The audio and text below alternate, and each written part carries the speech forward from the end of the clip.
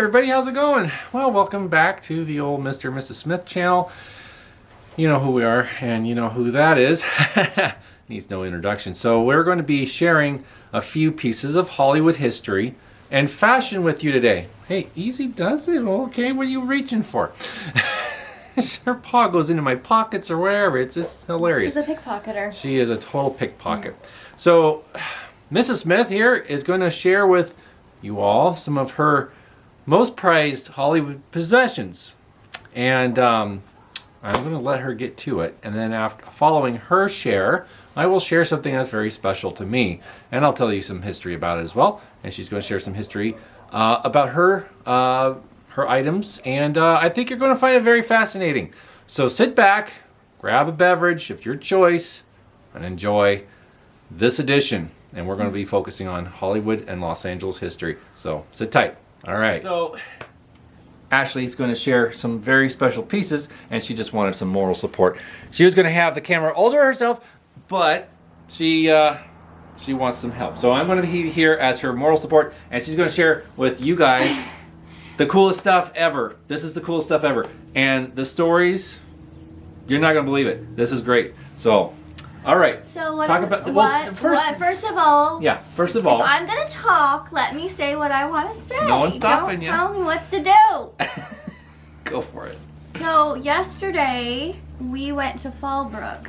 Our friends, Emily and Jesse live there, and she works at the historic movie theater there, and they were playing His Girl Friday, and so. It was quite a day going down there because it's kind of far. It's like on the way to San Diego. So that kind of, we didn't want to go out on, a field trip thing that's this weekend because we went there, and this kind of the movie inspired me to showcase my things I have. And next week it's going to be very cold. Like the high is going to be like 48, which is very unseasonably cold, especially for mid-February. So we're probably going to do an inside thing next week too. Just FYI. Yeah, I think the highs are going to be what, in the 40s? I don't like the cold, so it's not going to be. I don't know. I don't like, and she doesn't like it either. Abigail doesn't like the cold. She gets a Goldilocks, huh? Anyways, Daddy, do you want to hold her? Sure, I'll take care. I'll be the dog wrangler here. So the first thing, I don't know how to start. Well, everybody knows that Rosalind Russell is my favorite movie star. He's the background poster of her. And I've liked her ever since probably 2001. So I was like 16, 17 years old, and I really liked her. And I'm 37 now. So it's been quite some time.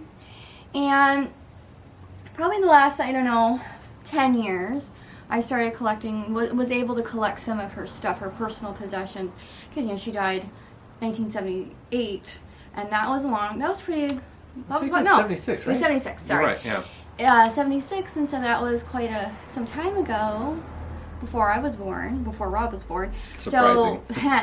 So a lot of her stuff's already in private collections, and now I think those people who bought those are probably selling things off, or unfortunately, passing away, and so it's allowing new fans access to her stuff. So the first thing I should show you is I have this on our wall. It's my autograph photo of her, Rosalind. This is probably from the mid to late 30s. I wouldn't say late 30s. I'd probably say 30. 39, 40? No. She's got short hair. I would say it's probably like 37. That's not right. Yeah. Yeah, and it says to Catherine Knight, sincerely, Rosalind Russell. That's pretty cool. I think that's really neat, and yeah, I like that. A friend of mine gave me this autograph of her, so we have that hanging above on our hallway. And a vintage Joan Crawford autograph photo that Rob bought me for Christmas a couple of years ago, also hangs next to it. Cool, right? The second item that I got was this on eBay. I was looking, it's kind of a long story, but I went back to school in 2015, and I wanted to get a degree in child development and be a teacher. And I had decided this, and then it was around Christmas time, and I was looking on eBay for something that Rob could buy me for Christmas. Because that's Does what it we a do. We give each other bonus gifts that are like surprises, but typically we get each other what we want.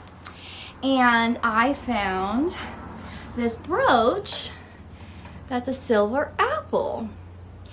This to me was like a sign from Roz that yes, become a teacher. An apple, teacher, come on, that's really cool, right? And you're probably thinking, well, how do you know it was Roz's, right? How do you know this was Rosalind Russell's? Well, there's this little thing in the back that says, to the most cooperative actress of 1941. It says, presented to Rosalind Russell, the most cooperative actress of 1942, I'm sorry, in appreciation of the Hollywood's Women's Press Club. So this is a Silver Apple Award. And Cary Grant, this is for His Girl Friday from 1940, Cary Grant got a silver apple as well. But I think it was like a lapel or something. Yeah, so, a lapel pin. Yeah, and so she got this. And there's actually a picture of her, holding it up. Very proud. So this is really cool. This was, to think that this was hers at one point was really, really neat. And so I got that. God bought that for me for Christmas. And then several years later, we went to a Hollywood costume sale, like a warehouse. And it was like in North Hollywood. Yeah. Roxy Deluxe. And we went over there to, look around. And this is like a warehouse full of vintage clothes, like everything from Edwardian, Victorian, all the way to like current times. A lot of movie productions go in there and rent stuff out. It was like a Walmart for like, wardrobe. It's really cool. She sold a lot of vintage clothing. She rented out a lot of clothing for Mrs. Maisel, Mad Men, and a lot of productions up until just that year that she sold off everything. Which was in 2019. Yeah. And so, but prior to that, we had been going over there and just kind of, she'd let us go in there and shop around, right? Super cool. And I was on a ladder, one of those rolly ladders, because everything was double-decker it was up to the racks, rafters, up to the rafters. And I was looking in the blouses, because, I collect vintage, but I look for certain things, certain cool things that can like complement a wardrobe or whatever. And so I was looking and I found this blouse. And I was like, that's really cool. It's a 40s rayon. It's like kind of like a nubby rayon. And it's really cool because it has embroidery with someone's initials. RR. I don't know. It's not confirmed, but this is the story behind this blouse. So, okay. I'm looking. I'm like, picture this. I'm on a rack. Like, how many feet off the ground? 6 feet off the ground. Easily. And I'm like, searching, looking. I know what I'm looking for.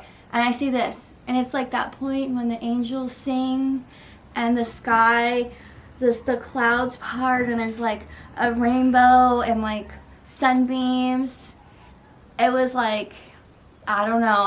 It was a heavens opened up. The heavens opened up, and it bestowed of me this blouse, and I was like, holy, right? What the hell is this? So I was like, keep it cool. So I got it. It was not expensive. I think it was like, $30 or something like that. And I told Rob, so this blouse is a custom-made blouse, and Rosalind Russell had blouses that were embroidered with her monogram. There was a couple auction houses that had these blouses sold, and they were asking, they went to auction for I think it was like $800 to $1,000. And so there was a pink one on an auction house that I sold, I think probably 10 years ago, but it was archived.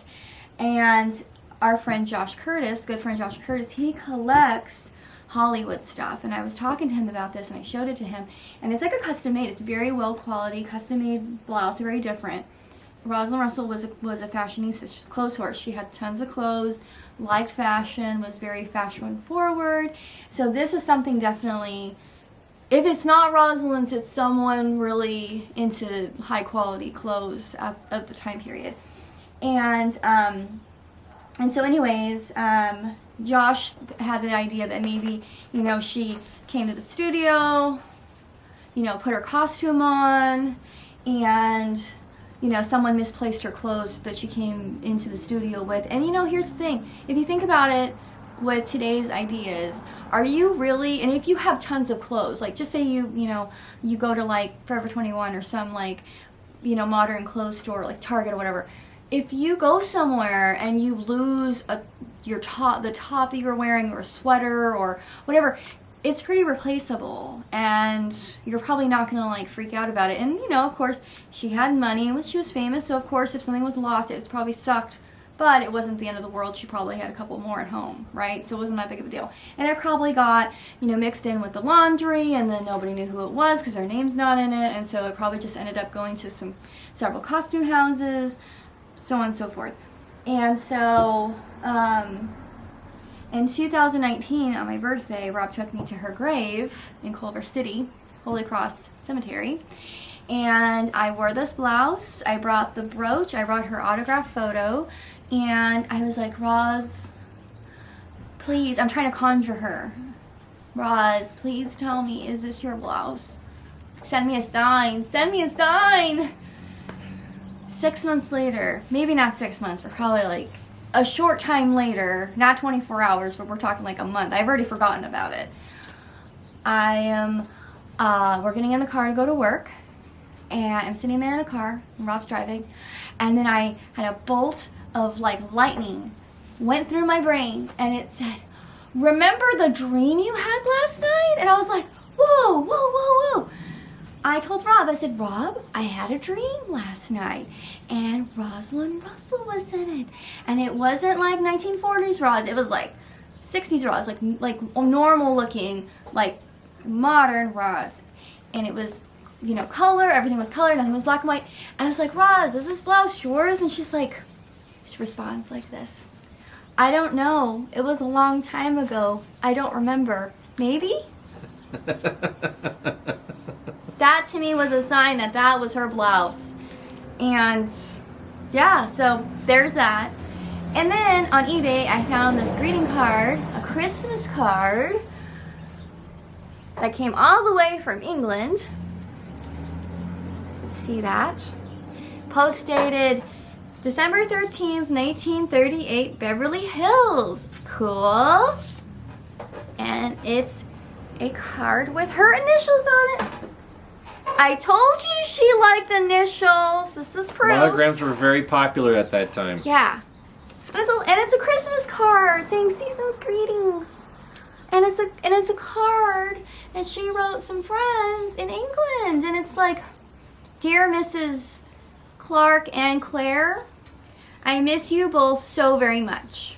How is Margaret? I am starting a new picture tomorrow with Robert Montgomery. The something is huge. The Citadel is a huge success here, and I hope I'll be in England soon. Fondly, Rosalind Russell. That's so cool. So I have like what do you think the movie was that she was working on with Montgomery? The Citadel. It's Oh, called The Citadel. Okay. Yeah. This is Grace. Oh, this is cool. It says the Crescent, Chicago, New York, and Hollywood. It was probably like some sort of store that you bought monogram stationery and stuff on there. But that's so cool. So I have this. I have this. I have the brooch. And I have her autograph photo. So I think I have the power to conjure Roz. So call me. I think Just so call too. me. I would never do that. I would only use my powers for verification that this blouse is hers. That's it. Well, if I think you have your confirmation, and you didn't have to do anything extreme, but I think your connection with Roz Russell is very strong. I think since you discovered her kind of on accident. Mm-hmm. I watched it. Yeah, it was at home, and I was 16, and we were really liked Betty Davis and Joan Crawford. Super liked them a lot. And I remember it was DirecTV, if anybody remembers DirecTV. I mean, it's still around, but, you know, Rob and I don't have cable, so whenever we go to my parents' house for watching TCM, it's a luxury. But anyways. Roku's pretty good, though. Roku's pretty good, but we were watching TCM during the day, and we stumbled across Auntie Mame, and my mom was like, is that Joan Crawford? I think she was in, like, movies, like being a nun, like a mother superior or something. And I was like, I don't know who that is. Let me look at the info. Rosalind Russell. Who is that, I wonder? And my mom's like, I think she was in these movies called Troubles with Angels. And she was. And that's when it all began. It's true. Yep. Well, you were at Bookman's and that book fell open to her there was a store called Bookman's in Tucson. It was the best bookstore ever. They do have a couple locations still, but the one that I started going to was next to a mid-century 60s, like, that Walgreens. Oh, the old Walgreens. This building was mid-century. It was so cool, and there was a Walgreens next to it, and it was all, like, mid-century, and there was in Tucson, off of Grant Road. There was a Bookman's, a used bookstore right next door to it. And this place was really cool because they would buy and sell. Oh, hi, Maggie. Neighbor's dog. Got a little visitor here. Hey, how's it going? Good. Anyways, where was I saying with this? Oh, so there was like this really cool store called Bookman's, and they would buy and sell books and like VHS tapes and DVDs and CDs and all kinds of cool stuff. And they had a really extensive classic Hollywood book selection, and that's where I got 90% of my books. And I remember very clearly, very distinctly going there. This is after I watched Auntie Mame, and it was like, I need to know more about this person. And I went and I found her autobiography, Life is a Banquet, at Bookman's, and I bought it, and I read it in like a week. And I was just like, oh my God, I don't know what it is, but I have this connection to her.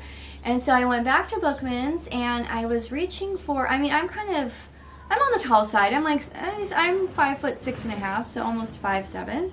And I was reaching for a book that was high up, and the book fell, like somersaulted off the shelf onto the ground. And it opened up, and it wasn't on the spine. It opened up, and there was a picture of her. Right there, Roz, right there. And I'm like, okay, well, I guess I'll be buying that book today. Another sign. I'm all about signs. But yeah, so that's my prized possessions. If there was ever a fire, God forbid, I would throw all my stuff out the window. These are the things that I would throw out the window. A couple other things that I have. A couple pieces of jewelry, my photo albums, and me and Abigail and Rob. Well, Rob would be doing his own stuff. He'd be throwing his own stuff out the window. But Raw's stuff, some of my things, and our beloved Poopy. Yes, it's true. Who's bad. Well, great. I think that's a fun share. That's good stuff. What do you guys think? Let me know what you guys think in the comments. Yeah, absolutely. So we're going to fade out, and I'm going to come back and share something of from my collection, fashion-wise, and a little history about that. So give us 1 second, and we'll be right back.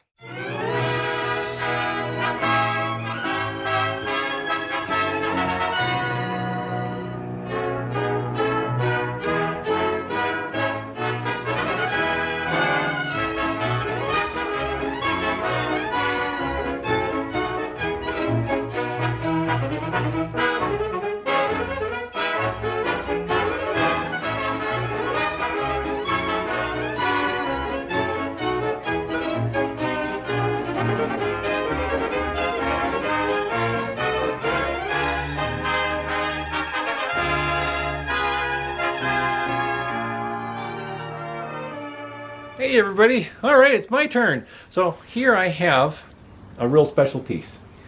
This is a double-breasted wool suit made in the 1940s, could even be very, very late 30s.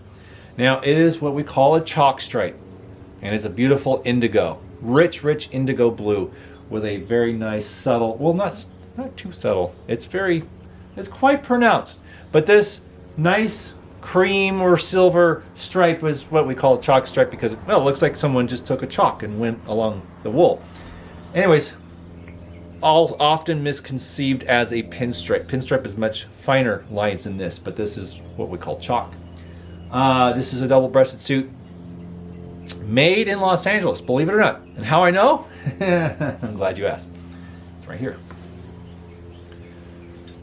And I will bring this in so you can see it.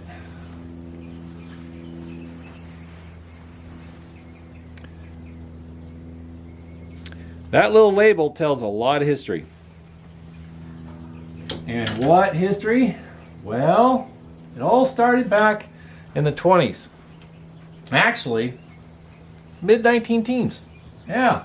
So a gentleman named James Oviatt, he migrated from Utah, from a staunch Latter-day Saint Mormon family. And he wanted to stretch his legs and sow some oats. So he came to California, as many have, and he got a job at a haberdashery. I think it was off near Hill and Main. I forget the location of the first store. But he was working with a gentleman named, I believe it was Frank Alexander, and then they became partners. They opened another store named Alexander and Oviatt's. And then by 1928, they started building a building as a partnership for their haberdashery. They decided to expand, and they needed more space, and they wanted to have an opulent showroom and shopping experience for gentlemen of Los Angeles and Hollywood. So they did, and it opened in 28. I forget the exact date. I think was it April? I don't know. But anyways, he commissioned some very fine architects and artists like René Lalique, and I forget the other glass artist that he commissioned, but he was French as well. And the entire lobby of this building was outfitted with a glass ceiling that was all painted art glass. It was all Art Deco. Amazing. So the Oviatt building in downtown LA, that's host to the Cicada restaurant on Olive, that has a great history. And when they restored the building, they had to make a facsimile or a homage to the original glass ceiling because earthquake building codes wouldn't allow them to keep the original ceiling. It wasn't grandfathered in, so they had to make arrangements. Sadly, they dismantled it and sold it in two separate sides. There was two sides of this ceiling, and they sold it to two different people. Pieces still exist, and a friend of mine actually has a few pieces of art glass from the original ceiling of the lobby. Anyways, Lalique doors are still in place. They're beautiful. There's always some hot rod. Anyways, so it's an amazing history about this building. You can definitely look it up online. You can find photos, but I'll do you guys a favor. I will save you the time, and I will put in some photos in a little slideshow in this video so you can see the Oviatt building and how it used to look originally. But anyways, movie stars, men of stature, of substance, they all shopped at Oviatt's. It was one of the premier haberdasheries. Now, you're probably asking, what's a haberdasher? Haberdasher was a store where a man could go and get outfitted in all his accoutrements, hats, gloves, socks, ties, everything you needed to be a gentleman. So it was just purely for the gentleman. And Oviatt had very fine taste. He sailed to Europe several times. In fact, on the Titanic's sister ship, the Olympic. And he sailed to England and also toured France. And that's where he set up trade for textiles and fabric and yardage. So this is made of imported wool from England. And this is just the softest, butteriest, amazing wool you would ever want to touch. This is amazing. A lot of people say, oh, wool is so itchy. It can be if it's cheap. And it's kind of hard to believe any wool is actually cheap. Well, compared to what this is, if this was milled today, it would probably easily be $1,000 a yard. Easily. So this is very fine stuff. Now, there are a few little moth bites I had to fix, or have fixed by a reweaver. I covered most of them, but the moths love this stuff. Oh my gosh.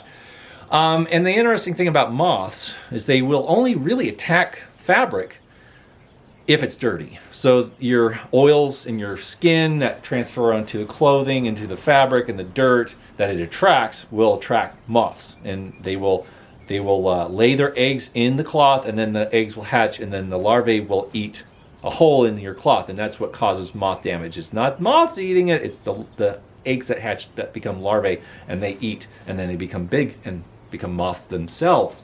So with that being said, had it cleaned, and I had it rewoven, and it's a beautiful, beautiful suit now. And it fits me quite well, actually. It's a beautiful piece.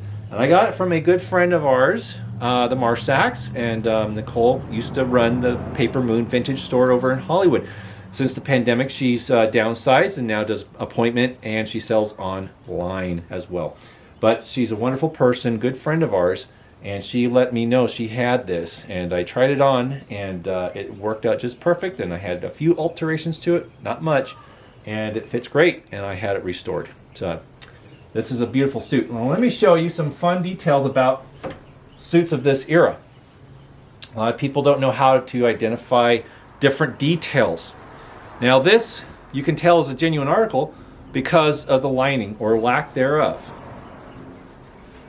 I know it's hard to see, but see, there's no back lining on the back of the jacket. This is what they call a skeleton lining. So what they do, we're at the seam, they press it down, and they add this beautiful finishing tape on this. They tape the edges so it won't fray. Okay, very exquisite, very nice. And funny enough, a lot of manufacturers did this back in the day. A lot of budget suits did. Sears, Ward's, and other tailors all did this kind of lining because it was, well, it's practical. It actually did save using silk or other materials for lining. So it was a cost-cutting measure in some ways, but it also was definitely, in this case, a very fine detail. There are also nice underarm patches on the lining at the sleeves. So that would preserve the lining from getting stained from sweat or wear and tear, or also sweat transfer to the exterior of the garment. He didn't look over a lot of details. Now, most double-breasted jackets have a button that's on the inside, because you button one button inside and then fold the flap over and button on the exterior. Well, this has a floating button, has a special strap with a button on it, as you can see. And so they would button it here, and it would give the jacket a little more movement, not so constrained. Very, yeah, he was using his head. He had some of the best designers, best tailors on his cutting floor upstairs. That would be the third floor of the Oviatt building. Now, you have beautiful row of buttons with stitching to simulate functioning cuff buttons. Now, that was just a detail because, well, in reality, who needs to unbutton those anyways? They've been called surgeon cuffs in the past, where a doctor in the 19th century could unbutton those and roll up his sleeves because men really didn't remove their coat unless they were at home. So if you're at a patient's house, which house calls were a thing back then, they would roll up their sleeves and unbutton their cuffs. But anyways, that'll do it for the jacket. Beautiful details. Now the trousers have a generous cuff. Now this is about a 1 3/4 inch cuff, which was standard for the era, and so I've even seen 2-inch cuffs. But this is just a beautiful drape. It has a really nice cut, nice full cut. This is not your modern stingy cuts. This is just nice full flowing drape cut. Now it also has a self belt. Now what I mean by self belt is that the belt to the trousers was not separate. And notice a nice long deep rise, probably at least 15 inches. They match the pants, but they have a nice V notch in the back, which was customary. It was the style of the time. Also, you notice how there's no waistband. This would become known as a Hollywood waist. So the fabric continues and folds over the top. It's continuous. There's no separate waistband piece. On the back, you can see where the buckle strap attaches, and here's the buckle. And on the other side is the belt. and it has, you know, holes and everything so you can fasten the belt. It's a really cool design, and Oviatt did that. I have another pair of trousers by Oviatt's, and it has a self belt, so it's probably pre-World War II. I believe that was a detail that didn't last past the Second World War. Now, Oviatt had a penchant for fine things, suits, separates, sport attire, everything you could imagine that you would need to be properly attired in Los Angeles. Oops, forgot that was there. Then he had it. He had gifts. He had knickknacks, everything you could imagine. Bar sets, barware, you know, shaving mugs, just about everything. He also sold Lalique glass pieces as well. So he was all about the very fine things one could afford. And not many could, especially during the Depression. James Oviatt's building opened as Alexander and Oviatt, and then Frank Alexander, he passed away, and Oviatt kept the name Alexander and Oviatt. I believe Frank Alexander died before the opening of the store. And so in honor of his partner, his late partner, he continued to be known as Alexander and Oviatt until 1933, where he shuttered his doors, and then he reopened that year, and just reopened as Oviatt's. So it's interesting because he, in the early part of the Depression, he had people that had accounts with the store, so they would purchase things and then pay for it later. Well, he had to go on a debt collecting spree and track down all these deadbeat, you know, elite that weren't paying their bills because they lost everything in the stock market crash of 29. So once he did that, he reopened in 33 and just was known as Oviatt's. But anyways, this is a piece of all that history dating from the 40s, early 40s, I would imagine, by all the details on this suit. It's definitely early 40s, just before America was involved in World War II. So this is a beautiful piece, and I'm very happy to own it. Now, if you notice what I'm wearing here, not just the scarf, but the shirt, let me bring you in a little closer. The shirt, yes, sir. It's Oviatt's as well. There's a label in it. It says Oviatt's Los Angeles, and it's a nice 100% wool. Then and again, most likely English wool, houndstooth sport shirt / jacket. So it could be worn as a jacket or a light coat or a shirt. And it was very popular with the sporting type, like the golfers and whatnot. I've seen photos of golfers wearing this type of shirt. Oviatt offered it as early as the early to mid 30s, and it was for sale. You could still buy it all the way into the 1950s. So it's a pretty rare piece. It's not easy to find Oviatt's garments. I have a few other pieces. As I mentioned, another pair of pants. I have a pair of socks that would be worn with golf pants, or plus fours as they're called, or knickerbockers. But I've been collecting, since 1996. And to finally have, I wanted a nice indigo chalk stripe suit like this since I started collecting in the 90s. But finding one on a tall size, like a size 44 long, very hard, very rare. And it took me almost 30 years to find one that actually fit. And it just so happened it was worth the wait, and it's very fine quality.